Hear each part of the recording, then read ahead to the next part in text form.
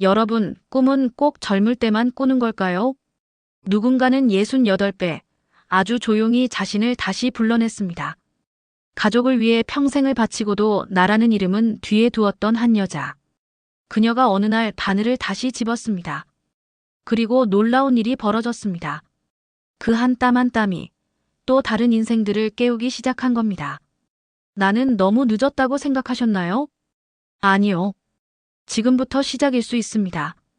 오늘 여러분 마음에도 새로운 바람이 불길 바라며 정밀한 선생님의 한복 이야기 함께 들어가 보겠습니다. 새벽 5시 다락방의 작은 창문으로 희미한 빛이 스며들었습니다. 나는 돋보기를 코에 걸치고 바늘에 실을 꿰었습니다. 손끝이 떨렸습니다. 예전 같지 않았습니다. 명주실이 바늘귀를 3번이나 빗나간 끝에 겨우 통과했습니다. 한숨을 내쉬며 허리를 펴려다 천장에 머리를 부딪혔습니다. 이 다락방 천장은 150cm 남짓했습니다. 68세의 여자가 제대로 몸을 펼 수조차 없는 공간이었습니다. 창밖으로 해운대 바다가 보였습니다. 아직 어둠 속이었지만 나는 그 풍경을 외우고 있었습니다. 45평 센텀파크 아파트 최상층. 한때는 이 집이 자랑스러웠습니다. 남편 재호가 내 이름으로 해준, 내 평생의 성취를 인정해준 공간이었습니다. 하지만 지금은 달랐습니다. 바로 아래층, 예전에 내 작업실이었던 곳에서 피아노 소리가 들려왔습니다. 손녀 서연이가 아침 연습을 시작한 모양이었습니다. 쇼팽의 녹턴이었습니다. 서툴렀지만 성실한 연주였습니다. 나는 손에 든 천을 펼쳐보았습니다. 분홍빛 명주에 매화 문양을 수놓은 저고리였습니다. 서연이 초등학교 입학식을 위해 3개월째 만들고 있는 한복이었습니다. 매화 한 송이를 놓는데 이틀이 걸렸습니다. 꽃잎의 결을 살리기 위해 실의 방향을 계산하고 음영을 표현하기 위해 8가지 분홍색 실을 섞어 썼습니다. 40년 전 스승님께 처음 자수를 배울 때가 떠올랐습니다. 미란아, 바늘은 마음을 담는 도구란다. 한 땀 한 땀에 정성이 들어가야 비로소 옷이 숨을 쉰다. 스승님은 국가무형문화재 제89호 침선장이셨습니다. 그분 밑에서 20년을 배웠습니다. 손끝에서 피가 나도 허리가 끊어질 듯 아파도 나는 바늘을 놓지 않았습니다. 한복이 좋았습니다. 저고리의 곡선, 치마의 주름, 색동의 조화. 그 모든 것이 한국 여성의 아름다움을 담고 있었습니다. 2010년 나는 무형문화재 전수자 후보가 되었습니다. 스승님께서 돌아가시기 전 마지막으로 추천해 주신 제자였습니다.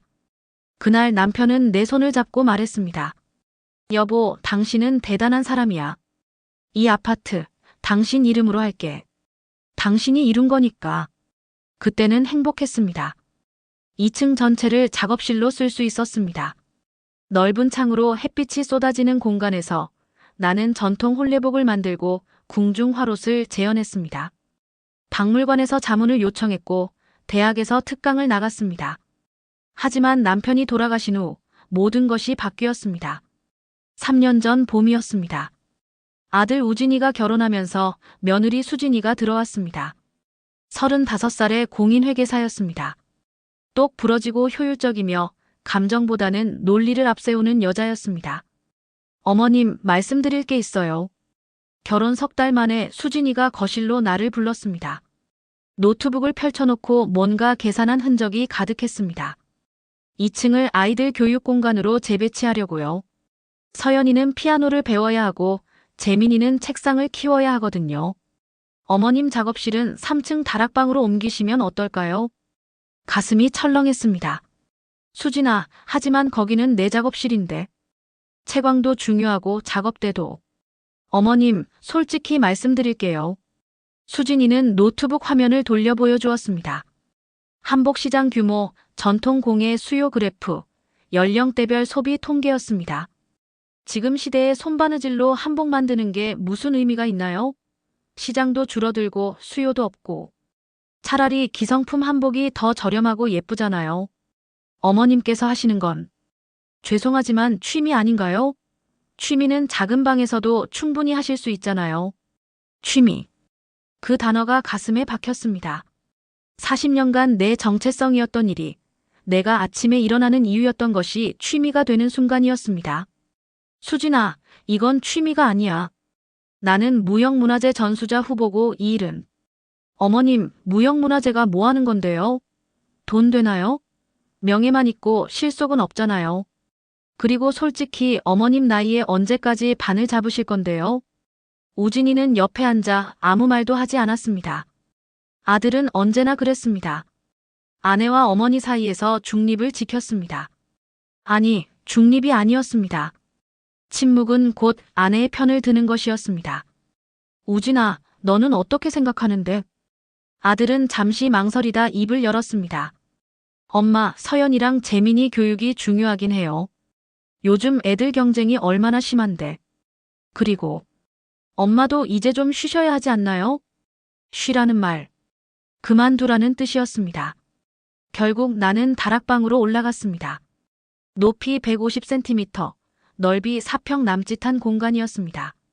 창문은 50cm 정사각형 하나뿐이었습니다. 작업대를 놓으니 움직일 공간도 없었습니다. 그날부터 나는 허리를 구부린 채로 바늘을 잡았습니다. 햇빛은 하루에 2시간만 들어왔습니다. 명주실의 미묘한 색 차이를 구분하기 위해서는 조명이 필요했지만 다락방 전기 용량은 제한적이었습니다. 손목이 아프기 시작한 건 그로부터 6개월 후였습니다. 할머니.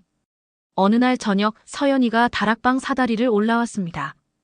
8살 된 손녀는 눈을 반짝이며 물었습니다. 할머니, 이거 뭐예요? 너무 예쁘다. 내 무릎 위에 있던 분홍 저고리를 보고 있었습니다. 서연이 입학식 때 입을 한복이야. 예쁘지? 우와, 저 이거 입을 수 있어요? 당연하지. 우리 서연이 제일 예쁘게 만들어줄게. 나는 매와 한 송이를 가리켰습니다. 이 꽃 보이지?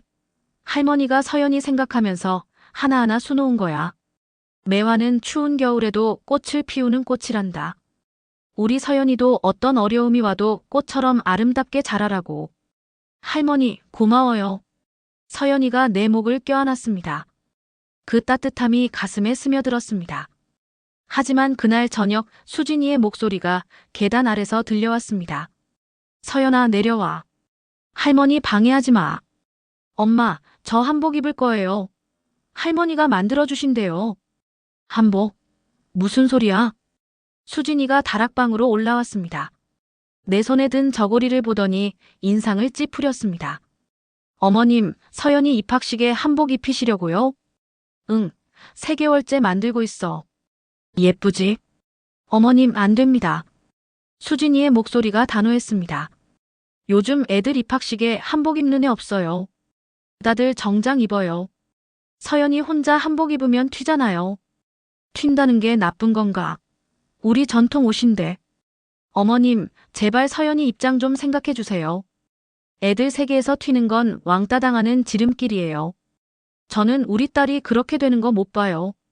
서연아, 너는 어떻게 생각해? 손녀는 엄마와 나를 번갈아 보았습니다. 8살 아이의 눈에 두려움이 어렸습니다. 저는.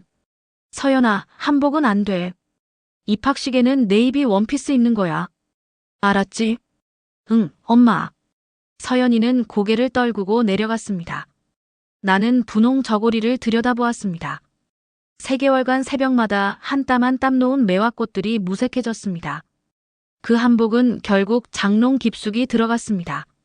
명절은 더 견디기 힘들었습니다.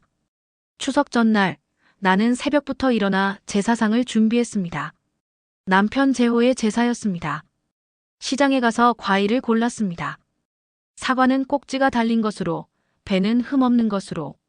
북어를 손질하고 나무를 묻혔습니다. 할머니께 배운 대로, 시어머니께 이어받은 대로. 어머님, 뭐 하세요? 수진이가 부엌에 들어왔습니다. 제사상 준비하지. 내일 아침이잖아. 어머님, 그냥 간소하게 하면 안 될까요? 요즘은 다들 간소화 추세예요. 과일이랑 떡만 사다 놓으면 되지. 왜 이렇게 복잡하게 하세요? 하지만 우리 집은 대대로 이렇게. 대대로요? 수진이가 웃었습니다. 비웃음이었습니다. 어머님, 지금 21세기예요. 아직도 그런 게 중요해요?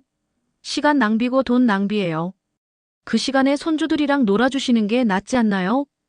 이건 시간 낭비가 아니야. 조상을 기리는. 조상이요?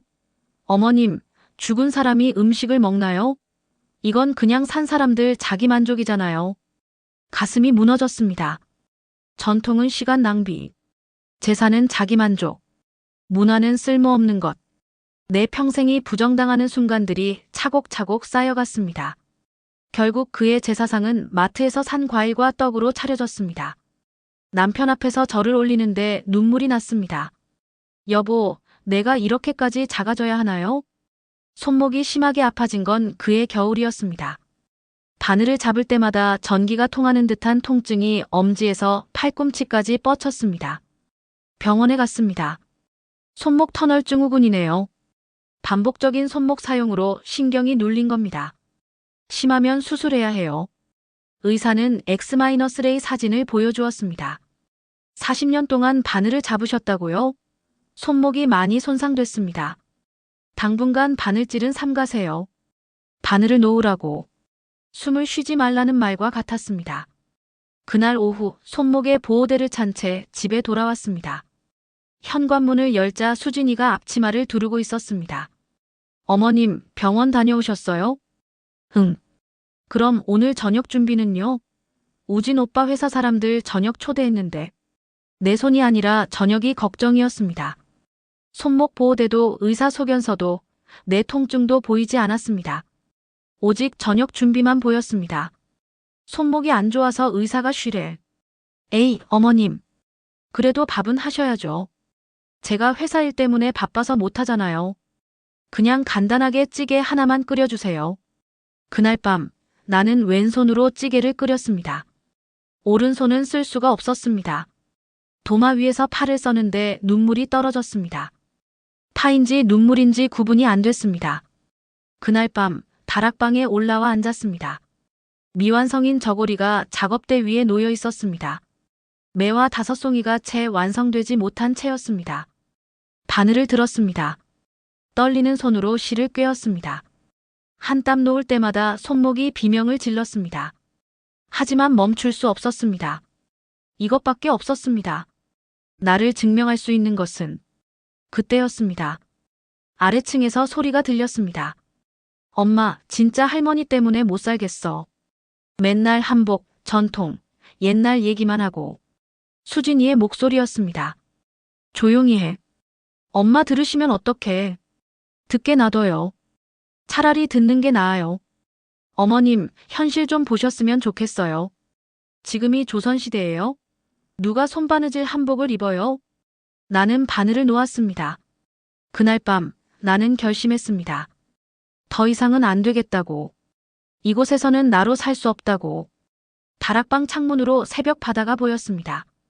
파도가 밀려왔다 밀려가고 있었습니다. 40년간 쌓아온 것들이 파도에 쓸려가는 것처럼 느껴졌습니다. 하지만 파도는 또 밀려옵니다. 새로운 파도가. 나는 휴대폰을 꺼내 오래된 연락처를 찾았습니다. 경숙. 함께 무형문화재 전수자 후보였던 친구. 지금은 전주에서 한옥 공방을 운영하고 있었습니다. 손가락이 떨렸습니다. 통화 버튼을 누르기까지 한참이 걸렸습니다. 새벽 5시 30분. 내 인생이 바뀌는 순간이었습니다. 경숙에게 전화를 건 지 사흘째 되는 날이었습니다. 아직 답을 듣지 못했습니다. 다락방 창문으로 3월의 햇살이 비스듬히 들어왔습니다. 오전 10시, 하루 중 이곳의 빛이 가장 잘 드는 시간이었습니다. 나는 손목 보호대를 풀고 바늘을 들었습니다. 의사는 일주일간 절대 안정을 지시했지만 손을 놀리지 않으면 마음이 더 아팠습니다. 미완성인 저고리 위에 매와 6번째 꽃잎을 놓기 시작했습니다. 어머님. 아래층에서 수진이가 불렀습니다. 목소리가 날카로웠습니다. 어머님 계세요? 응, 여기 있어. 전화 받으세요. 나는 바늘을 놓고 사다리를 타고 내려갔습니다. 무릎이 삐걱거렸습니다. 68세의 몸으로 하루에도 몇 번씩 이 가파른 사다리를 오르내리는 것이 점점 버거워지고 있었습니다. 거실에서 수진이가 무선 전화기를 들고 서 있었습니다. 얼굴에 짜증이 역력했습니다. 국립민속박물관이래요. 무슨 전시회 얘긴지 전화기를 받았습니다. 여보세요, 김미란입니다. 선생님, 학예사 정민아입니다. 저번에 말씀드린 한국전통복식의 미 특별전건으로 연락드렸습니다. 아, 네. 기억합니다. 선생님께서 기증해 주신다고 하신 작품 목록 확인차 전화드렸어요. 홀레복 3벌, 화롯 1벌, 당해 2벌, 그리고 자수 병풍 5점 맞으신가요? 네, 맞습니다. 수진이가 옆에서 눈을 크게 떴습니다. 기증 규모를 처음 알게 된 모양이었습니다. 감사합니다, 선생님. 4월 중으로 작품 수거 일정 잡겠습니다. 전시는 5월부터 석 달간 진행될 예정이고요. 전화를 끊자마자 수진이 다가왔습니다. 어머님, 지금 무슨 얘기 들은 거예요? 박물관 전시회에 내 작품들 기증하기로 했어. 기증이요? 수진의 목소리가 높아졌습니다. 공짜로 주신다는 거예요? 전시하고 보관하는 거지. 후세들이 볼 수 있게. 어머님, 그런 거 팔면 돈 되잖아요.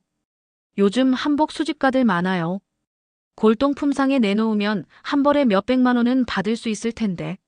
나는 한숨을 내쉬었습니다. 수진아, 이건 돈의 문제가 아니야. 돈의 문제가 아니면 뭐예요? 어머님, 그것도 결국 우리 가족 재산이잖아요. 가슴이 철렁 내려앉았습니다. 재산이라니, 그게 무슨 소리야? 당연하죠. 어머님 것은 나중에 우진 오빠한테 상속되는 거잖아요. 그럼 우리 재산이죠. 수지는 당연하다는 듯이 말했습니다. 내 작품들이 이미 그들의 재산 목록에 올라가 있었던 것입니다. 수진아, 내가 40년 동안 만든 건 돈을 벌려고 만든 게 아니야. 우리 전통을 지키려고, 후세에 남기려고. 또 전통이에요? 어머님, 맨날 전통 하시는데요. 수진이 팔짱을 끼고 말했습니다. 지금이 무슨 시대예요? AI가 그림 그리고 음악 만드는 시대라고요. 손바느질로 한복 만드는 게 무슨 의미가 있어요? 그냥 박물관 유물이죠, 유물. 유물이라도 누군가는 지켜야 해. 그래야 다음 세대가. 다음 세대요? 서연이 재민이한테 물어보세요. 한복 입고 싶냐고. 애들은 나이키 입고 싶어 해요, 나이키. 나는 더 이상 참을 수 없었습니다. 수진아, 그럼 너희 결혼식 때는 어땠어? 너도 한복 입었잖아.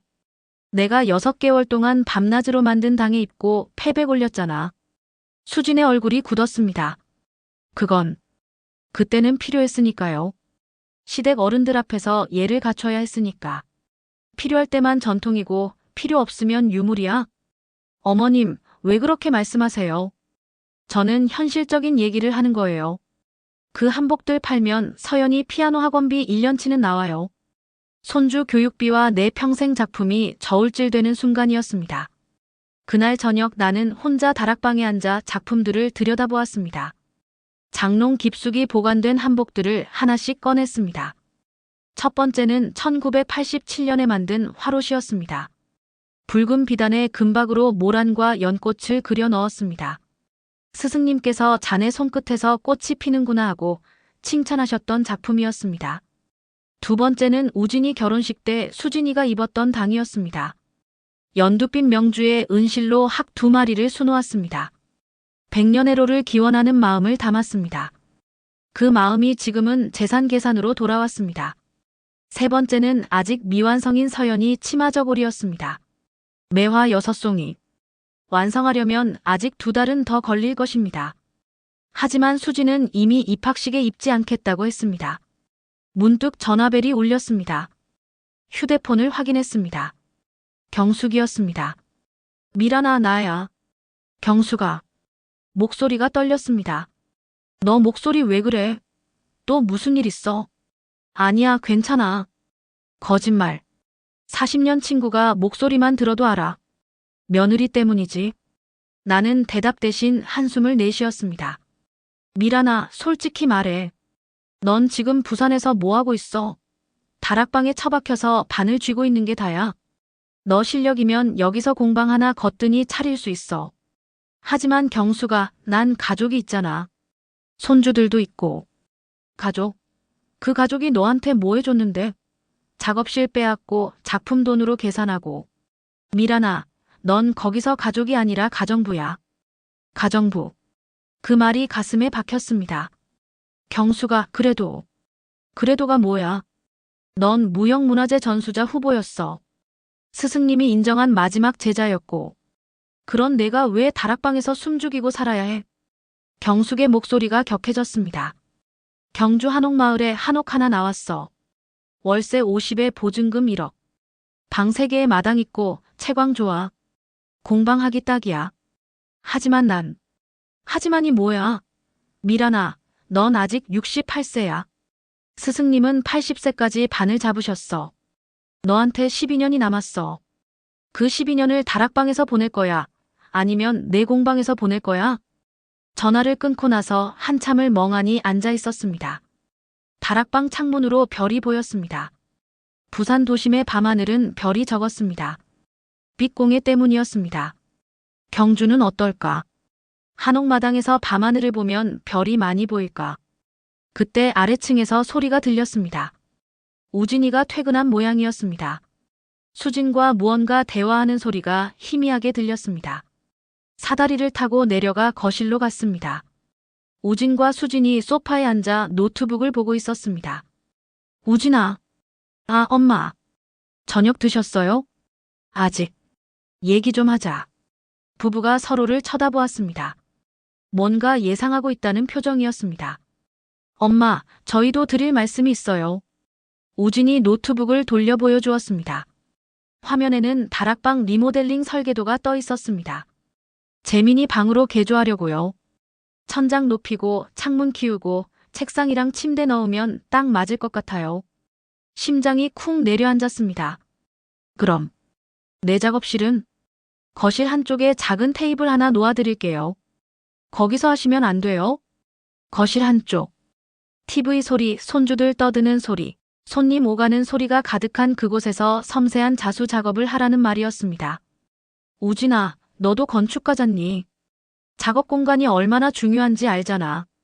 너도 사무실에서 설계할 때 조용하고 집중할 수 있는 환경 필요하다고 했잖니.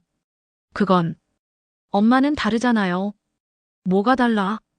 엄마는 취미로 하시는 거고 저는 직업이니까요. 취미. 또 그 단어였습니다. 우진아, 이게 내 인생이야. 40년간 걸어온 길이고 내가 나로 존재하는 이유야. 이게 취미로 보여. 우진이 난처한 표정을 지었습니다. 엄마, 그런 뜻이 아니라. 엄마도 이제 나이가 있으시잖아요. 손목도 안 좋으시고. 좀 쉬시는 게 어떨까 해서요.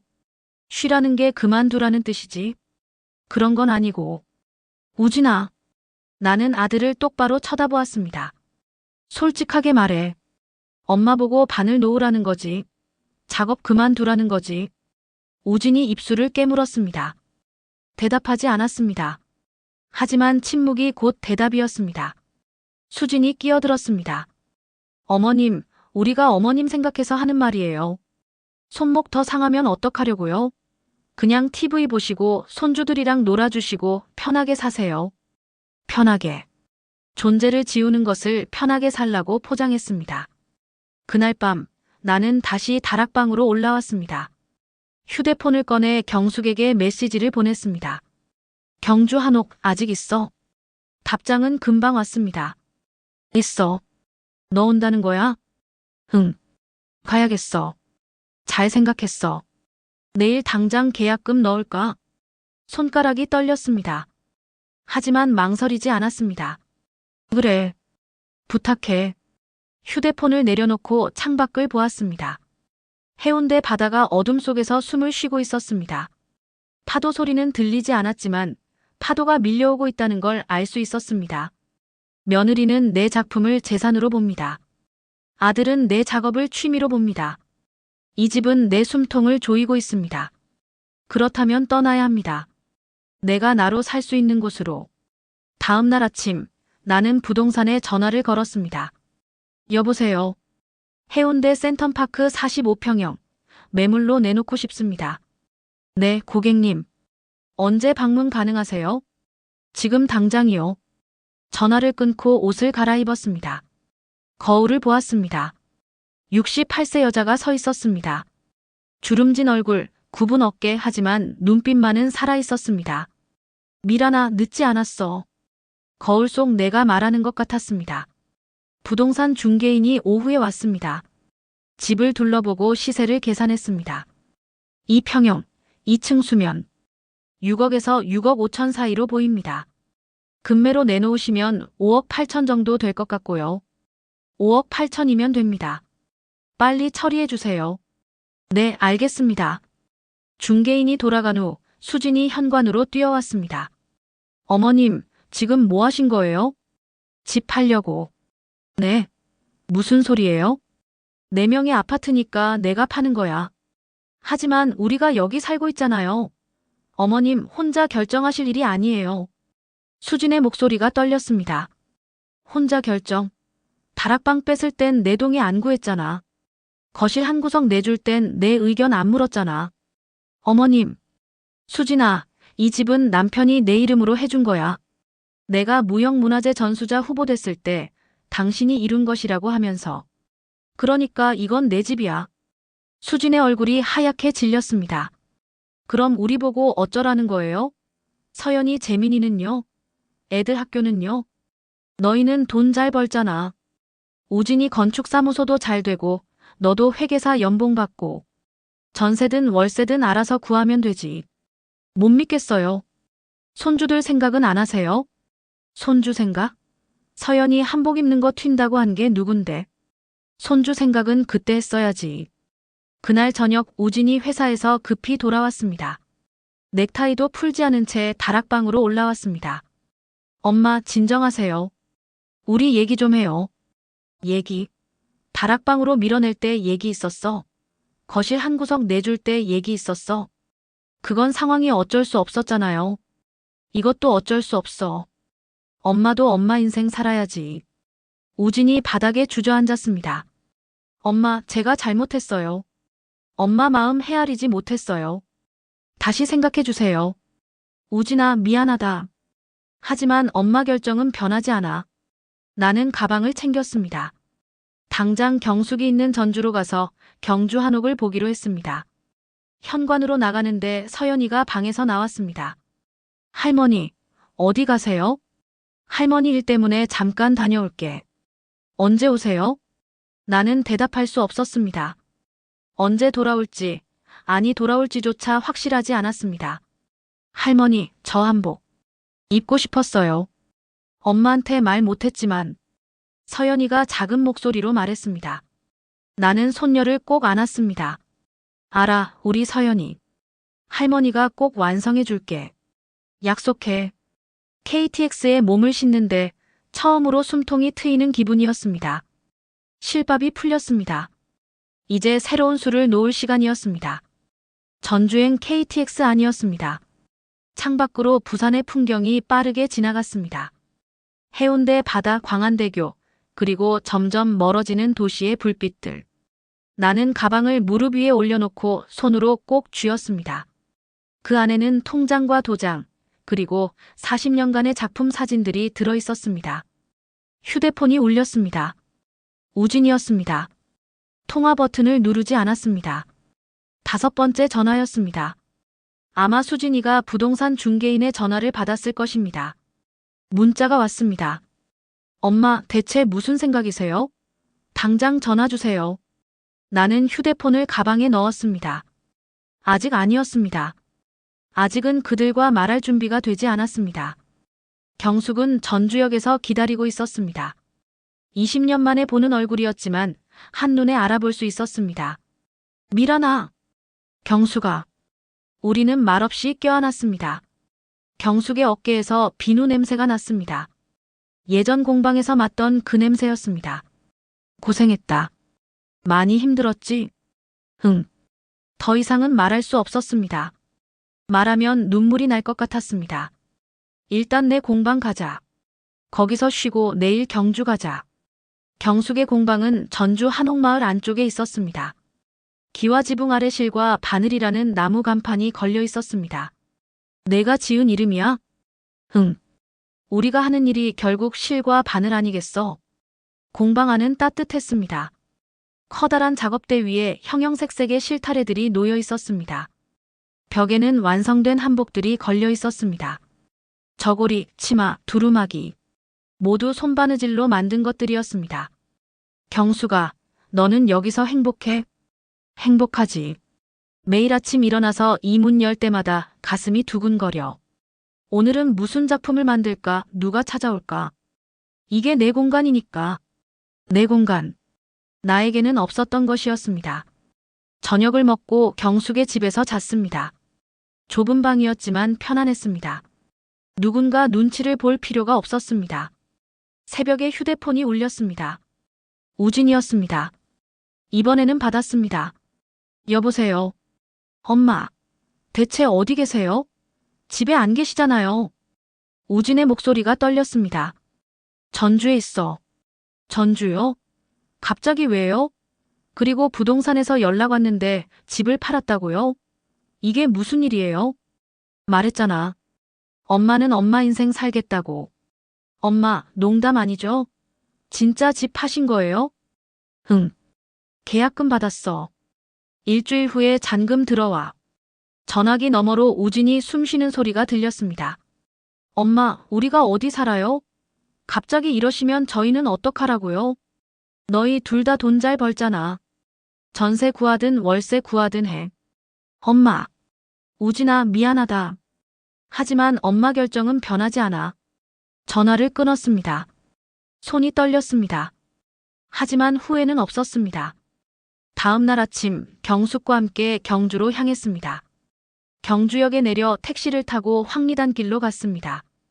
한옥들이 줄지어 서 있었습니다. 여기야. 경숙이 가리킨 한옥은 골목 안쪽에 있었습니다. 낡았지만 단단해 보였습니다. 기와는 세월의 때가 묻어 있었고 나무 문은 빛이 발해 있었습니다. 문을 열고 들어가자 마당이 나타났습니다. 작은 마당이었지만 하늘이 보였습니다. 부산 아파트에서는 볼 수 없었던 하늘이었습니다. 안방이 제일 크고 건넌방도 괜찮아. 마루는 넓어서 작업하기 좋고. 한옥을 둘러보았습니다. 안방은 햇빛이 잘 들었습니다. 창문이 크고 남향이었습니다. 건넌방은 작았지만 아담했습니다. 마당에 감나무 있네. 응. 가을 되면 감 주렁주렁 열려. 주인 할머니가 50년간 키운 나무래. 나는 감나무를 올려다보았습니다. 3월의 가지에는 아직 잎이 없었지만 봄이 오면 초록 잎이 돋을 것입니다. 여기로 할게. 진짜? 응. 여기가 좋아. 계약은 간단했습니다. 보증금 1억, 월세 50. 집주인은 80대 할머니였습니다. 요양원에 들어가시면서 집을 놓는다고 했습니다. 젊은 사람한테 세 주고 싶었는데 동갑내기가 오시네요. 할머니가 웃으며 말했습니다. 여기서 뭐 하실 거예요? 한복 공방 하려고요. 아이고 좋네요. 이 집에서 바느질하면 딱 좋을 거예요. 내가 젊었을 때도 여기서 옷 만들었거든요. 계약서에 도장을 찍었습니다. 정밀한 68세. 새로운 시작이었습니다. 전주로 돌아와 경숙의 공방에서 며칠을 보냈습니다. 그동안 이삿짐을 정리하고 공방 개조 계획을 세웠습니다. 하지만 현실은 녹록지 않았습니다. 먼저 손목 문제가 있었습니다. 의사는 최소 3개월은 절대 안정이라고 했습니다. 바늘을 잡으면 안 된다는 뜻이었습니다. 경수가 손목이 안 좋으면 공방을 어떻게 해? 물리치료받아. 꾸준히 하면 나아져. 하지만 불안했습니다. 40년간 바늘을 잡아온 손이 이제 말을 듣지 않는다면 나는 무엇으로 나를 증명할 수 있을까? 두 번째는 돈 문제였습니다. 아파트 매매 대금 6억 5천만 원. 여기서 한옥 보증금 1억, 리모델링 비용 3천, 당분간 생활비 2천. 남는 돈은 5억이었습니다. 미란아, 이 돈으로 뭐 할 거야? 반은 정기예금 들고 반은 장학금 만들려고. 장학금. 전통 공예 배우는 학생들한테 주는 거. 스승님이 내게 그렇게 해주셨잖아. 나도 그렇게 하고 싶어. 경숙이 내 손을 잡았습니다. 너 참 대단해. 68세에 새 출발하는 것도 모자라 장학금까지. 대단한 게 아니야. 그냥 내가 받은 걸 돌려주고 싶은 거야. 세 번째는 가족 문제였습니다. 우진은 하루에도 몇 번씩 전화를 했습니다. 처음에는 화가 났다가 그 다음에는 애원했다가 마지막에는 체념한 듯 했습니다. 엄마, 정말 돌아올 생각 없으세요? 없어. 그럼. 서연이랑 재민이는요? 손주들은 엄마가 보고 싶지. 얘들 데리고 경주로 놀러와. 여기 좋아. 엄마가 저희 버리신 거예요? 버린 게 아니야. 엄마가 엄마로 사는 거야. 너희는 너희 삶 살고 나는 내 삶 사는 거지. 수지는 전화를 하지 않았습니다. 대신 문자를 보냈습니다. 어머님, 저희 결혼 5년 만에 전세금 모아서 그 집 샀어요. 어머님 명의였지만 저희 돈이 반은 들어갔어요. 그런데 이렇게 하시는 건 너무하신 거 아니에요? 그 문자를 읽고 한참을 생각했습니다. 맞는 말이었습니다. 법적으로는 내 집이었지만 감정적으로는 복잡했습니다. 나는 답장을 보냈습니다. 수진아, 미안하다.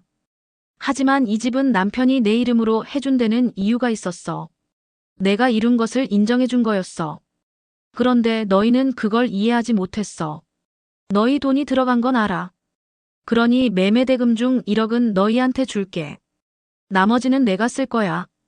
답장은 오지 않았습니다. 밤마다 잠이 오지 않았습니다. 이것이 옳은 선택인지, 너무 이기적인 것은 아닌지, 손주들에게 상처를 주는 것은 아닌지. 경숙이 옆방에서 차를 끓여왔습니다. 미란아, 후회해? 아니, 후회는 안 해. 그런데 불안하지? 응, 당연해. 68세에 새 출발하는데 불안하지 않으면 그게 이상한 거야. 경수가 내가 잘할 수 있을까? 손목도 아프고 나이도 있고. 미란아, 너 스승님한테 뭐라고 들었어? 바늘은 마음을 담는 도구라고 했잖아. 손목이 아파도 마음은 아프지 않아. 내 마음이 살아있으면 바늘도 살아나. 그 말이 위로가 되었습니다. 한 달 후 아파트 잔금이 들어왔습니다. 6억 5천만 원. 통장 잔고를 확인하는데 눈물이 났습니다. 남편이 내 이름으로 해준 집. 그 집을 팔아 만든 돈. 여보, 내가 제대로 쓸게. 후회 안 하게. 우진에게 1억을 송금했습니다. 그리고 문자를 보냈습니다. 이건 너희가 드린 돈이야. 받아. 그리고 미안하다. 엄마가 너희 아빠처럼 해주지 못해서. 답장이 왔습니다. 엄마, 감사합니다. 하지만 저는 아직도 이해가 안 돼요. 왜 그렇게까지 하셔야 하는지. 나는 답장을 보냈습니다. 우진아, 내가 건축할 때 행복하지? 설계도를 그릴 때, 건물이 올라가는 걸 볼 때. 엄마도 그래. 바늘을 잡을 때, 한복이 완성될 때. 그게 엄마 인생이야. 너는 설계를 포기할 수 있어. 엄마도 바늘을 포기할 수 없어. 이번에는 답장이 오지 않았습니다. 경주 한옥 리모델링이 시작되었습니다. 안방은 작업실로, 건넌방은 전시실로, 마루는 수업 공간으로 꾸몄습니다. 리모델링 업체 사장이 감탄했습니다. 할머니, 설계를 직접 하셨어요? 채광 계산이랑 동선이 정말 좋은데요. 아들이 건축가거든요. 어깨 너머로 배웠어요. 거짓말이었습니다. 우진에게 배운 것은 없었습니다. 다만 40년간 작업실을 꿈꿔왔고 그 꿈을 설계도로 옮긴 것뿐이었습니다. 작업실 창문은 북향으로 냈습니다. 자연광이 일정하게 들어오게 하기 위해서였습니다. 작업대는 허리 높이에 맞췄습니다. 더 이상 허리를 굽히지 않아도 되게. 전시실 벽은 한지로 발랐습니다. 한복이 숨을 쉴 수 있게.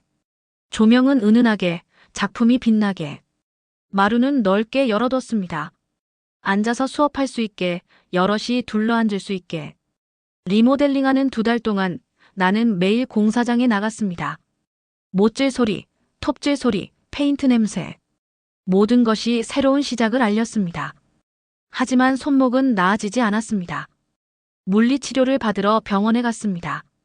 의사는 엑스레이를 보며 고개를 저었습니다. 손목 상태가 많이 안 좋으시네요. 신경이 심하게 눌려 있어요. 수술하면 나아지나요? 수술해도 완전히 회복되기는 힘듭니다. 나이도 있으시고 손상이 오래됐고 바늘 작업은 힘들 것 같습니다. 가슴이 무너졌습니다. 그럼 저는 이제 뭘 하나요? 다른 일을 찾으셔야죠. 손목에 무리가 안 가는. 병원을 나와 한참을 걸었습니다. 대릉원 앞을 지나고 첨성대를 지나고 동궁과 월지까지 걸었습니다. 해가 지고 있었습니다. 붉은 노을이 신라의 예터를 물들였습니다. 미란아, 넌 이제 뭘 하지? 바늘을 잡을 수 없다면 나는 무엇인가? 공방을 차렸지만 작품을 만들 수 없다면 이 모든 게 무슨 의미인가? 벤치에 앉아 한참을 울었습니다. 68세 여자가 신라의 달빛 아래 울고 있었습니다. 휴대폰이 울렸습니다. 서연이었습니다. 할머니. 서연아. 할머니, 저예요. 할머니 목소리 이상해요. 우세요? 아니야, 할머니 괜찮아. 할머니, 저 한복 아직도 갖고 있어요. 엄마 몰래 숨겨놨어요. 그래. 할머니, 저 중학교 입학식 때 입고 싶어요. 그때는 엄마가 뭐라고 해도 입을 거예요. 서연이의 목소리가 나를 붙들었습니다. 서연아, 할머니가 꼭 완성해 줄게. 네, 할머니. 사랑해요. 전화를 끊고 손을 펼쳐보았습니다. 떨리는 손. 아픈 손목. 40년을 함께한 손. 아직 끝난 게 아니야. 일어섰습니다. 발걸음을 한옥으로 옮겼습니다. 공방 리모델링이 끝나가고 있었습니다. 내일이면 완공이었습니다. 마당에 감나무를 올려다보았습니다. 어느새 연두빛 잎이 돋고 있었습니다. 봄이 온 것입니다. 정밀한, 포기하지 마. 방법은 있어. 그날 밤 나는 경숙에게 전화했습니다. 경숙아, 손목이 안 좋아도 할 수 있는 일이 뭐가 있을까? 글쎄, 디자인, 기획, 아니면 가르치는 것. 가르치는 것? 응. 너 기술 좋잖아. 누가 대신 바늘 잡게 하고 넌 가르치고 지도하면 되잖아. 그 순간 길이 보였습니다. 내가 직접 바늘을 잡지 못해도 내 기술을 전수할 수는 있습니다. 누군가를 가르치고 그들이 전통을 이어가게 할 수 있습니다. 그래, 그거야. 절망 속에서 희망을 찾았습니다. 손목은 아프지만 마음은 살아있었습니다. 다음 날 아침 공방문에 현판을 걸었습니다. 실과 바늘 마이너스 전통 한복 공방. 그리고 그 아래 작은 글씨로 적었습니다. 전수자를 찾습니다. 나이, 성별 무관. 열정만 있으면 됩니다. 희망의 씨앗을 뿌렸습니다. 이제 싹이 트기를 기다릴 차례였습니다. 전화를 끊고 난 후 저는 KTX 창밖을 바라보았습니다. 겨울 들판이 빠르게 지나갔습니다. 마음속으로는 파도가 일렁이고 있었지요. 40년을 함께 산 집을 떠나온다는 것, 자식들에게 연락도 없이 집을 처분했다는 것. 그런데도 가슴속 어딘가에서는 오히려 시원한 바람이 불어오는 것 같았습니다. 이제 늦었다고 생각할 때가 가장 빠른 때라고 했지. 휴대폰이 다시 울렸습니다. 우진이었습니다. 저는 전화를 받지 않았습니다. 연달아 문자가 도착했습니다. 엄마, 농담이시죠? 어머니, 진짜세요? 저희 집도 있는데. 왜 이러세요? 메시지를 읽지도 않고 화면을 껐습니다. 지금은 제가 가는 길에만 집중하고 싶었습니다. 경주역에 내리니 차가운 겨울바람이 얼굴을 스쳤습니다. 개찰구 앞에 경숙 언니가 서 있었습니다. 언니는 저를 보자마자 환하게 웃으며 손을 흔들었지요. 미란아. 언니. 두 사람은 아무 말 없이 껴안았습니다. 언니의 어깨에서 따뜻한 온기가 전해졌습니다. 40년 만에 다시 만난 친구. 제가 처음으로 한복을 배우던 20살 때 옆자리에 앉아있던 그 사람. 서로 다른 길을 걸었지만 마음만은 여전히 가까웠던 친구였습니다. 잘 왔어, 미란아. 정말 잘 왔어. 고마워, 언니. 받아줘서. 무슨 소리야? 우리 같이 한복 배우던 때 생각나. 그때 우리 선생님이 그러셨잖아. 너희 둘은 언젠가 꼭 함께 일할 운명이라고. 차를 타고 가는 길, 경주 시내가 눈에 들어왔습니다. 오래된 기와집들과 현대식 건물들이 조화를 이루고 있었지요. 언니는 운전하면서 이것저것 설명해 주었습니다. 여기가 황리단길이야. 요즘 젊은 사람들도 많이 찾아오는 곳이지. 한옥 카페도 많고 공방도 여럿 있어. 우리 공방은 여기서 조금 더 안쪽이야. 조용하고 운치 있는 곳이지. 차가 좁은 골목으로 들어섰습니다. 돌담길 양쪽으로 오래된 한옥들이 늘어서 있었습니다. 그 끝에 아담한 기와집 한 채가 보였습니다. 정밀한 한복 공방이라는 간판은 아직 달리지 않았지만 대문 앞에 서니 마음이 편안해졌습니다. 여기야. 대문을 열고 들어서니 아담한 마당이 나타났습니다. 동백나무 한 그루가 마당 한쪽에 서 있었고 빨간 동백꽃 몇 송이가 떨어져 있었지요. 대청마루 위로 따뜻한 햇살이 쏟아지고 있었습니다. 언니 여기. 정말 좋다. 그치? 내가 딱 내 생각하면서 골랐어. 채광도 좋고 작업실로 쓸 안방도 넓고 대청마루에 앉으면 정원도 보이고. 신발을 벗고 대청마루에 올랐습니다. 마루 끝에 앉아 마당을 바라보니 가슴속에 응어리졌던 무언가가 스르르 풀리는 것 같았습니다. 부산의 그 답답했던 아파트, 며느리 눈치 보며 살았던 그 공간이 아니었습니다. 여기는 제가 숨 쉴 수 있는 곳이었습니다. 언니, 나 여기서 다시 시작해볼게. 그래, 미란아. 이제 내가 하고 싶었던 거 마음껏 해. 그날 저녁 언니가 이것저것 챙겨왔습니다. 이불, 식기, 생활용품들. 언니의 남편 형부도 함께 와서 짐을 옮기는 것을 도와주었지요. 미란 씨, 경숙이가 얼마나 기뻐했는지 몰라요. 친구 만나니까 20년은 젊어진 것 같더라고요. 형부 고맙습니다. 폐만 끼치는 것 같아서. 무슨 말씀을. 우리야 이 동네에서 오래 살았으니까 뭐든지 물어보세요. 경주는 정이 많은 동네예요. 짐을 정리하고 나니 밤이 되었습니다. 언니와 단둘이 대청마루에 앉아 막걸리 한 잔씩을 따랐습니다. 겨울밤 하늘에 별이 총총했습니다. 미란아, 후회 안 해? 아니, 전혀. 오히려 왜 진작 못했나 싶어. 아들은 괜찮을까? 저는 잠시 말없이 막걸리 잔을 바라보았습니다. 우진이 얼굴이 떠올랐습니다. 어렸을 때 제 손을 꼭 잡고 걷던 그 아이. 대학 합격증을 받고 와서 저를 안아주던 그 아들. 언제부터 우리는 이렇게 멀어진 걸까요? 언젠가는 이해하겠지. 아니면 그것도 운명이고. 미란아, 너무 단호한 거 아니야? 언니, 나 40년 동안 참았어. 내 꿈, 내 재능, 내가 하고 싶었던 것들 다 접고 살았어. 이제는 나를 위해 살고 싶어. 그게 이기적인 거라면 그래도 괜찮아. 언니는 고개를 끄덕였습니다. 알아. 나도 비슷한 시간을 보냈으니까. 그래도 미란아, 넌 용감해. 정말 대단해. 다음 날 아침, 저는 일찍 일어나 마당을 쓸었습니다. 빗자루질을 하면서 차가운 공기를 들이마시니 머리가 맑아졌습니다. 이제 무엇을 해야 할지 생각해 보았습니다. 일단은 공방을 정비하고 작업 도구들을 정리하고 주문을 받을 준비를 해야 했지요.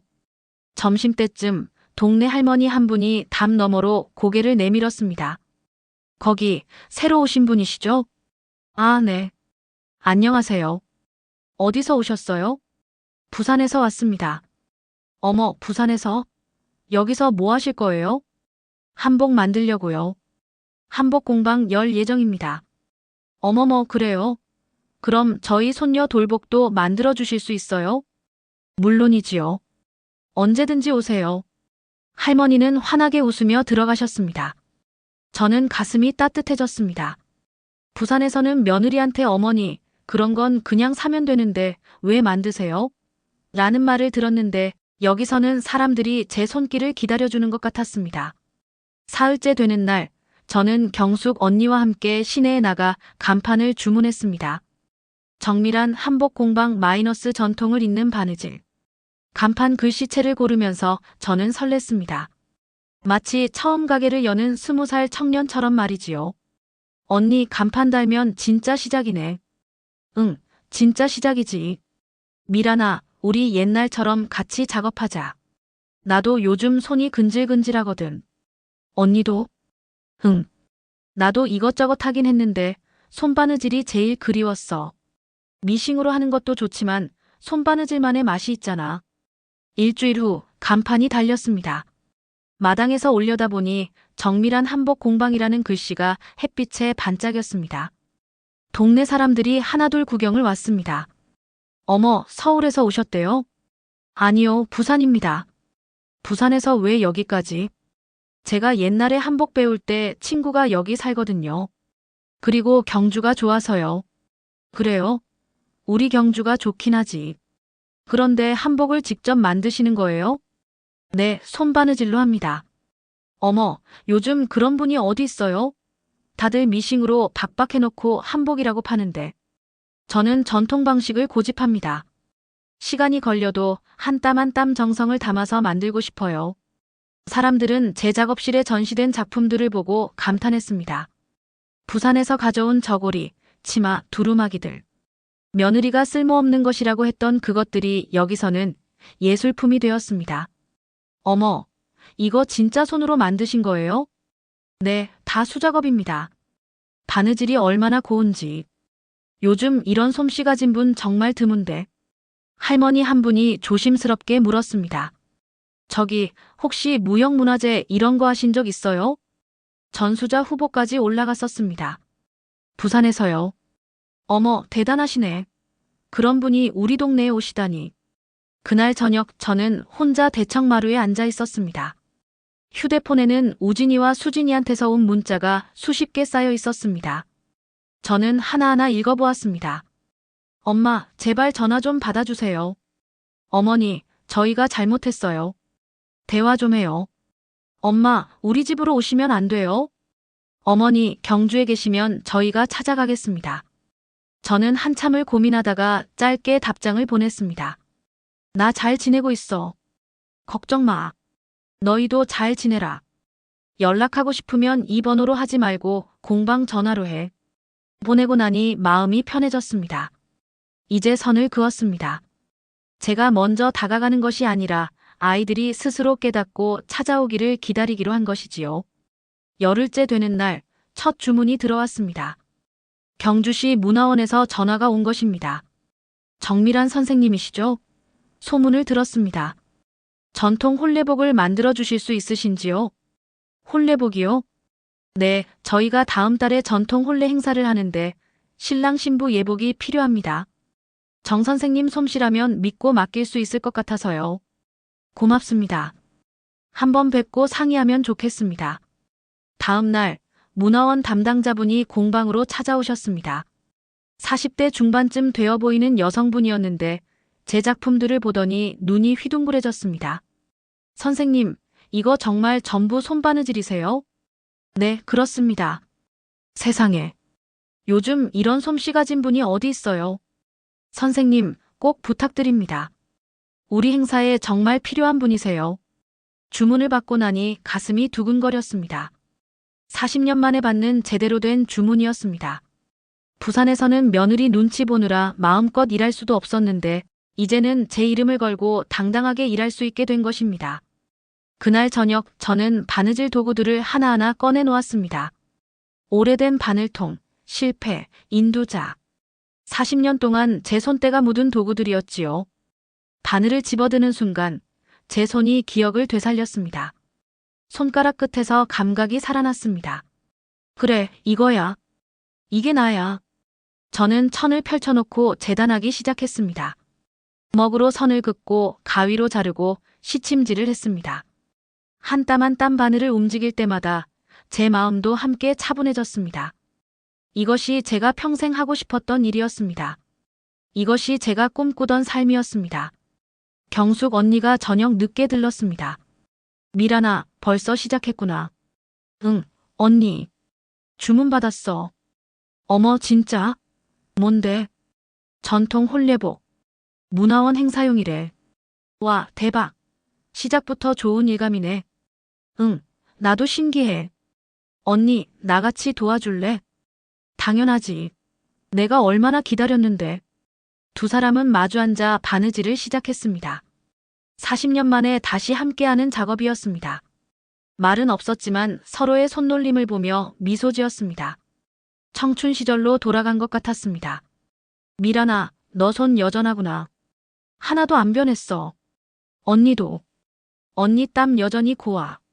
우리 나이가 65인데 아직도 바늘 잡을 수 있다는 게 신기해. 응, 정말 감사한 일이지. 밤이 깊어갔습니다. 대청마루에 놓인 등불 아래서 두 사람은 묵묵히 바느질을 했습니다. 창밖으로 겨울바람이 불었지만 방 안은 따뜻했습니다.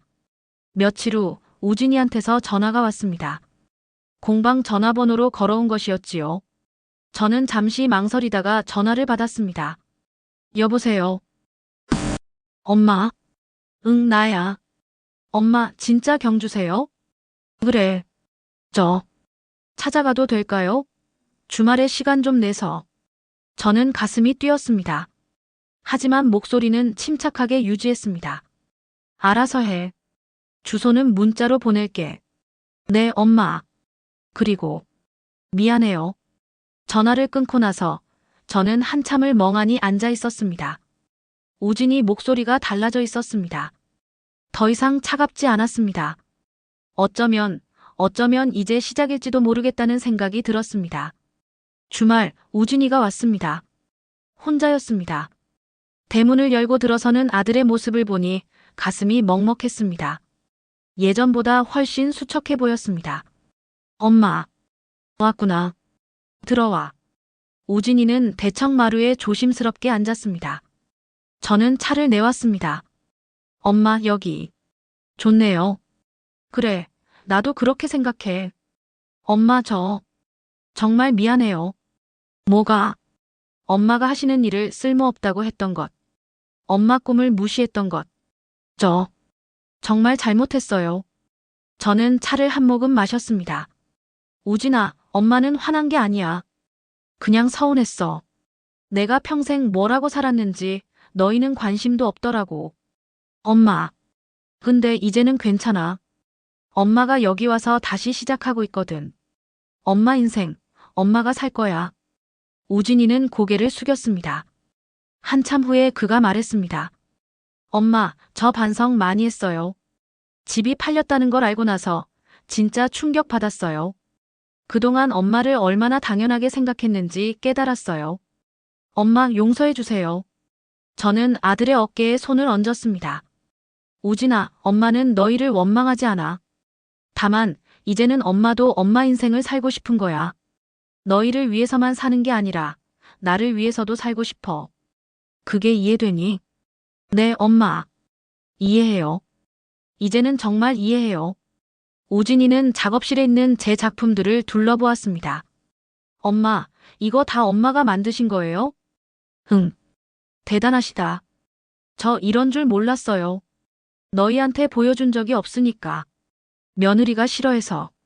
수진이도 반성 많이 했어요. 찾아뵙고 싶다는데 아직은 용기가 안 난대요. 괜찮아. 천천히 해. 엄마는 여기 있을 테니까. 우진이는 그날 하루를 경주에서 보내고 저녁에 돌아갔습니다. 떠나면서 그가 말했습니다. 엄마, 자주 올게요. 그리고 엄마 응원할게요. 공방 일도요. 고맙다, 아들. 아들이 떠난 후 저는 다시 바느질을 시작했습니다. 바늘을 움직이면서 생각했습니다. 어쩌면 이 모든 게 필요한 과정이었을지도 모른다고요. 제가 용기를 내지 않았다면 우진이도 깨닫지 못했을 거라고요. 한 달이 지났습니다. 홀레복이 완성되었습니다. 신랑 신부가 입을 옷, 원삼과 달령이 햇빛 아래 눈부시게 빛났습니다. 문화원에서 직원들이 와서 옷을 받아갔습니다. 선생님, 정말 감사합니다. 이렇게 아름다운 홀레복은 처음 봐요. 고맙습니다. 정성껏 만들었습니다. 선생님, 앞으로도 계속 부탁드려도 될까요? 저희가 전통문화 행사를 자주 하거든요. 물론입니다. 언제든지 연락주세요. 그날 저녁 경숙 언니와 마주 앉아 막걸리를 마셨습니다. 미란아, 축하해. 첫 작품 성공이야. 고마워, 언니. 언니 덕분이야. 무슨 소리야? 내 실력이지. 아니야. 언니가 여기 오라고 안 했으면 나 아직도 부산에서 눈치 보며 살고 있었을 거야. 미란아, 이제 시작이야. 우리 같이 멋진 공방 만들자. 전통을 지키면서도 새로운 것도 시도하고. 그래, 언니. 같이 하자. 두 사람은 잔을 부딪혔습니다. 창밖으로 보름달이 떠올랐습니다. 겨울이 지나고 있었습니다. 곧 봄이 올 것입니다. 새로운 계절, 새로운 시작이었습니다. 그날 밤 저는 일기를 썼습니다. 오늘 나는 진짜 정미란이 되었습니다. 누군가의 엄마도 누군가의 며느리도 아닌 한복을 만드는 장인 정밀안이 되었습니다. 65년을 살았지만 진짜 내 인생은 이제 시작인 것 같습니다. 두렵지 않습니다. 오히려 설렙니다. 앞으로 어떤 일들이 기다리고 있을지, 어떤 사람들을 만나게 될지. 이제는 내가 원하는 대로 살아갈 겁니다. 한 땀 한 땀 정성스럽게 내 인생을 수놓아갈 겁니다. 이사 온 지 2달이 지났습니다. 공방에는 손님들이 꾸준히 찾아왔습니다. 돌잔치 한복, 전통 예복 주문이 이어졌지요.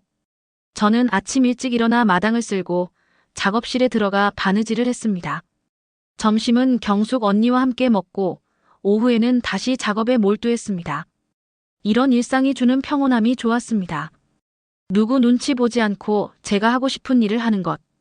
이것이 제가 평생 꿈꿔온 삶이었습니다. 어느 봄날 오후 공방 문이 열렸습니다. 저는 작업에 집중하고 있었기에 고개를 들지 않고 말했습니다. 잠시만 기다려주세요. 이 땀만 마무리하면 됩니다. 엄마. 익숙한 목소리에 저는 손을 멈췄습니다. 우진이었습니다.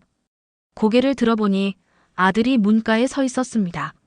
서울에서 본 것보다 훨씬 수척해 보였습니다. 왔구나. 차는 저기 있어. 알아서 따라 마셔. 엄마, 이야기 좀 해요. 작업 끝나면. 우진이는 아무 말 없이 한쪽 구석에 앉았습니다. 저는 다시 바늘을 들었습니다. 모란 꽃자수를 놓고 있었는데 한 땀 한 땀 조심스럽게 실을 넣었습니다. 우진이는 말없이 그 모습을 지켜보았습니다. 1시간이 훌쩍 지났습니다. 마지막 땀을 넣고 저는 바늘을 바늘꽂이에 꽂았습니다. 그리고 나서야 우진이를 바라보았습니다. 이제 됐어. 무슨 일이야? 엄마. 죄송해요. 그동안 엄마를 이해하지 못했어요. 건축가인 저도 작업 공간이 얼마나 중요한지 알면서 엄마 작업실은 빼앗았잖아요. 그래서 엄마가 없으니까. 집이 아니에요. 저는 차를 한 모금 마셨습니다. 당연하지. 내가 얼마나 많은 일을 했는데. 보육, 가사, 요리, 청소. 그게 다 공짜였어. 엄마. 우진아, 넌 건축가잖아. 건물 설계할 때 공짜로 해줘. 아니요. 나도 마찬가지야. 나도 전문 기술자였어. 무형문화재 전수자 후보까지 올라간 사람이었다고. 그런데 너희는 그걸 취미로 봤지. 우진이는 고개를 떨구었습니다. 수진이는 어떻게 지내? 로펌 휴직했어요. 애들 돌봐야 해서. 혼자 하려니까 너무 힘들대요. 아, 그래서 내가 얼마나 힘들었는지 알았구나. 네. 엄마가 정말 대단하셨어요. 대단한 게 아니라 전문가였어. 40년 경력의 장인이었다고. 우진이는 공방 안을 둘러보았습니다. 엄마, 여기. 정말 좋네요. 엄마가 이렇게 대단한 분인 줄 몰랐어요. 여기서는 사람들이 날 알아줘. 예술가로, 장인으로. 엄마, 다시 돌아올 수는 없을까요? 안 돼. 단호한 목소리에 우진이가 놀란 표정을 지었습니다. 왜요? 여기가 내 자리야. 65해 만에 찾은 내 위치고. 나는 여기서 정밀안으로 살고 싶어. 그럼 저희는 너희끼리 살아. 부부가 책임지고 아이들 키우고. 나는 가끔 할머니로 놀러 갈게. 그때 공방 문이 열렸습니다. 젊은 여성분이 아이를 데리고 들어왔습니다. 정 선생님, 안녕하세요. 백일복 상담하러 왔어요. 저는 얼굴에 미소를 띠고 손님을 맞았습니다. 상담이 끝나고 손님이 나가자 우진이가 말했습니다. 엄마, 정말 행복해 보이세요. 처음 보는 표정이에요. 그래. 행복해. 진심으로. 가끔. 연락해도 돼요? 당연하지. 넌 내 아들이니까. 그런데 우진아, 다음에 올 때는 가족 다 데리고 와. 수진이랑 아이들이랑. 그게 예의야. 우진이는 고개를 끄덕이고 돌아갔습니다. 일주일 후 우진이한테서 문자가 왔습니다. 엄마, 이번 주말에 가족들이랑 같이 찾아뵙겠습니다. 저는 아침 일찍 일어나 시장에 가서 손주들이 좋아할 만한 것들을 샀습니다. 집으로 돌아와 정성스럽게 음식을 준비했습니다. 점심 무렵 차 소리가 들렸습니다. 대문이 열리고 우진이가 먼저 들어왔습니다. 그 뒤로 수진이가 아이들 손을 잡고 들어왔습니다. 어머니. 수진이의 목소리가 떨렸습니다. 예전에 당당했던 모습은 없었습니다. 무엇보다 눈빛이 달라져 있었습니다. 조심스럽고 미안한 눈빛이었습니다. 왔구나. 들어와. 손주들이 마당으로 뛰어나갔습니다. 우진이와 수진이는 대청마루에 앉았습니다. 수진아, 로펌 휴직했다며? 네, 어머니. 아이들 돌보느라. 힘들지? 네, 정말 힘들어요. 수진이의 눈에서 눈물이 흘러내렸습니다. 이제야 알겠지? 내가 얼마나 힘들었는지. 어머니, 정말 죄송해요. 제가 너무 교만했어요. 용서해 주세요. 수진아, 울지 마. 과거는 과거야. 다시 돌아와 주시면 안 될까요? 저는 고개를 저었습니다. 수진아, 나는 여기가 좋아. 너희한테 돌아가는 게 답이 아니야.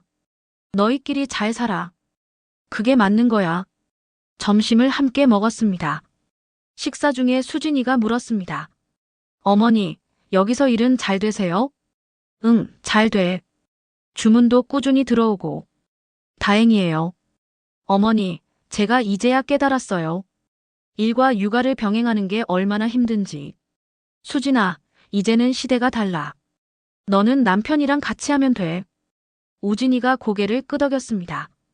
저도 이제는 육아에 더 참여할게요. 식사 후 수진이는 제 작품들을 하나하나 보더니 감탄했습니다. 어머니, 이거 정말 대단해요. 이제야 알아요. 어머니가 예술가시라는 거. 해가 서쪽으로 기울 무렵 차에 타기 전 수진이가 제 손을 꼭 잡았습니다. 어머니 사랑해요. 진심으로요. 저는 며느리를 끌어안았습니다. 이번에는 진심으로 안았습니다. 나도 사랑해, 수진아. 며칠 후 지역신문사에서 연락이 왔습니다. 정밀한 선생님, 선생님 이야기를 기사로 쓰고 싶습니다. 기사가 나간 후 많은 분들이 공방을 찾아왔습니다. 대부분 제 또래의 여성분들이었습니다. 선생님, 기사 보고 왔어요. 저도 용기를 얻었어요. 혹시 한복 만드는 거 배울 수 있을까요? 저는 경숙 언니와 상의했습니다. 언니, 한복 만들기 강좌 열까? 좋지. 우리 같이 가르치자. 일주일 후 전통 한복 만들기 강좌 안내문을 붙였습니다. 이틀 만에 10명이 신청했습니다. 첫 수업날 저는 떨렸습니다. 하지만 수강생분들의 진지한 눈빛을 보는 순간 긴장이 풀렸습니다. 안녕하세요. 정미란입니다. 40년 동안 한복을 만들어 왔습니다. 오늘부터 여러분과 함께 그 기술을 나누고 싶습니다. 수업이 끝나고 한 분이 다가왔습니다. 선생님, 사실 남편이 반대했어요. 이 나이에 무슨 배움이냐고. 그런데 선생님 기사 보고 용기가 났어요. 잘하셨어요. 나이는 숫자일 뿐이에요. 강좌는 매주 2번 진행되었습니다. 수강생분들의 실력이 눈에 띄게 늘었습니다. 선생님, 이거 제가 만든 거 맞아요? 그럼요. 잘하셨어요. 여름이 지나고 가을이 왔습니다. 공방 마당의 나뭇잎이 노랗게 물들었습니다. 저는 새로운 프로젝트를 시작했습니다. 전통과 현대를 접목한 한복이었습니다. 언니, 이거 어때? 좋은데? 전통적이면서도 현대적이야. 며칠 후 젊은 여성 손님이 찾아왔습니다. 선생님, 졸업식 때 입을 한복을 맡기고 싶은데요. 조금 더 편한 걸로요. 저는 새로 만든 샘플을 보여주었습니다. 와, 이거 완전 예뻐요. 그날부터 젊은 손님들이 늘어났습니다.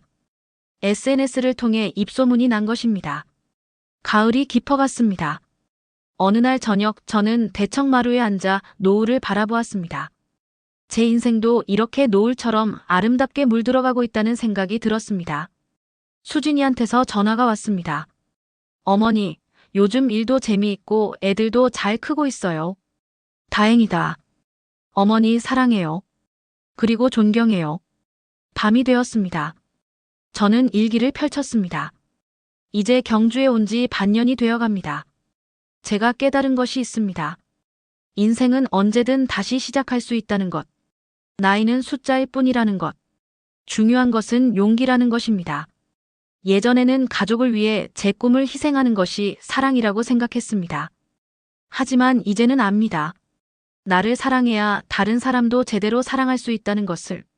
앞으로도 이 길을 계속 걸어갈 것입니다. 한 땀 한 땀 정성스럽게 제 인생을 수놓아갈 것입니다. 정밀한 68. 이제야 진짜 시작입니다. 마당에 첫눈이 내렸습니다. 하얀 눈송이들이 조용히 내려앉았습니다. 저는 대청마루에 앉아 그 광경을 바라보았습니다. 경숙 언니가 전화했습니다. 미란아, 행복하지? 응, 언니. 정말 행복해. 나도 행복해. 내가 옆에 있어서. 제 인생은 이렇게 새롭게 시작되었습니다. 68배 나이에 저는 다시 태어났습니다. 누군가의 엄마가 아니라 그냥 정밀한으로. 그리고 이것은 끝이 아니라 시작이었습니다. 내일 아침 저는 다시 바늘을 들 것입니다. 한 땀 한 땀 정성스럽게 아름답게. 그것이 제 인생입니다. 그것이 제가 선택한 길입니다. 우리는 종종 이렇게 말하죠. 이 나이에 내가 뭘 더 할 수 있을까? 하지만 정밀한 선생님은 보여주셨습니다. 늦은 나이란 없고 늦은 마음만 있을 뿐이라는 걸. 가족을 위해 살았던 시간도 멈춰있던 꿈도 다시 꿰매면 새로운 삶이 된다는 걸요. 지금 이 순간에도 당신 손엔 아직 바늘이 쥐어져 있습니다. 내일을 수놓을 색깔은 지금도 선택할 수 있습니다. 당신의 두 번째 계절 어떤 모습일까요? 함께 상상해보고 싶습니다. 여기는 꿈소녀 이야기였습니다. 영상이 마음에 와 닿으셨다면 구독과 좋아요로 당신의 응원을 들려주세요. 당신의 다음 시작도 우리가 함께 할게요.